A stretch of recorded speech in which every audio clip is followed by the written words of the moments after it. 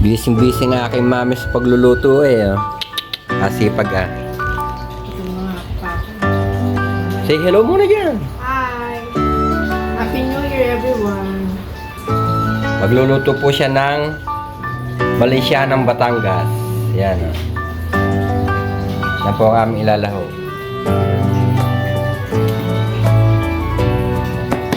Ito po ang bigas ng malagkit. Kung hindi nyo alam bakit dilaw, meron po siyang royal. Binabad po namin siya sa royal. Yan po ang aming version. Yeah. Wait nyo na lang po mamaya pagka naluto. Ito po ang mga sangkap ng ating Balinsiyanang Batangas. Yan. Meron tayong baboy, atay ng manok, hotdog, meron tayong atay balunan, meron din tayong hipon, bell pepper, sibuyas, at ito po ang ating malagkit. Ito pa pala, meron pa tayong Coco Mama. Yan o, meron din gata. Lulutuin na po natin. Maglagay tayo ng mantika. Margarine pala. At tayo magigisa. Yan. Ihulog natin ang bawang. Atin munang hayaang mag golden brown.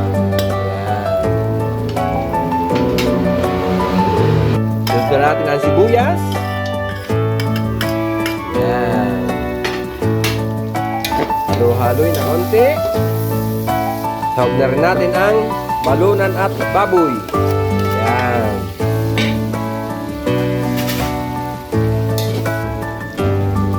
Another ground pepper. Lagyan din natin ang pork cube at paminta.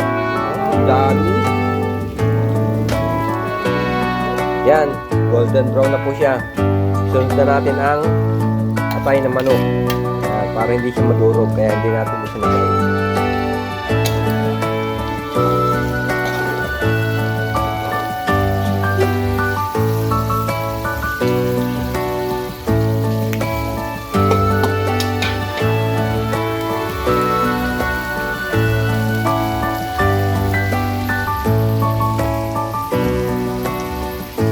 Lagay na rin natin ang hipon.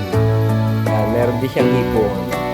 Ginayat na po natin ang ating hipon para lumasa kasi kakaunti.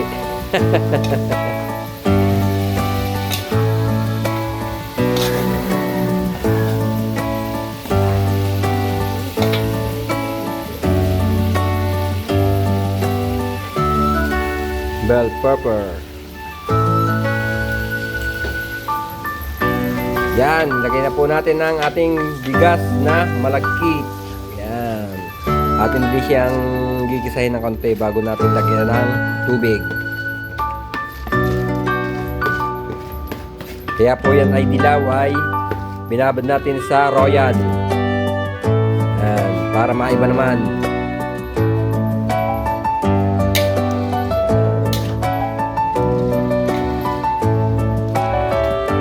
Kung natin nag-igisa yan, lalagyan natin ng tubig. May yung yung turmeric powder. Kala ko makalimutan eh. At hindi mawawala ang magic sarap. Lagyan din natin ng turmeric powder. Yan, para maganda ang kanyang kulay. Yan. Yan.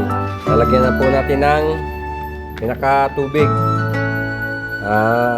Mga 15 minutes. Pwede na yan.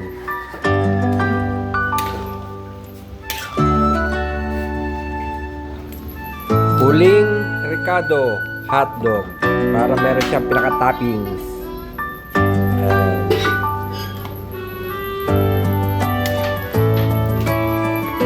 Baliktarin muna natin siya ng baliktad para hindi masunog. Nako, lumapit lang ah. Nako.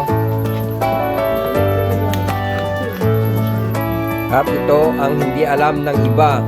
Ang aming Balinsiana ay merong gata ng niyog. Kaso lang, nasa pack na siya. Yan.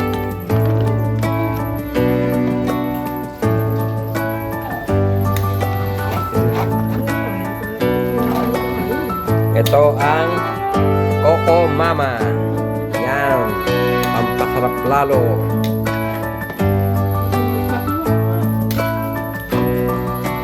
Lagi, mainit.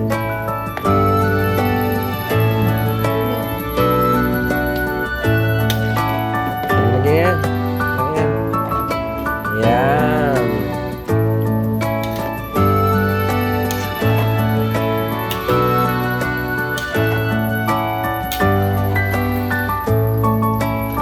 Atin na lang pong iigahin or iininin yan. Pwede na yan.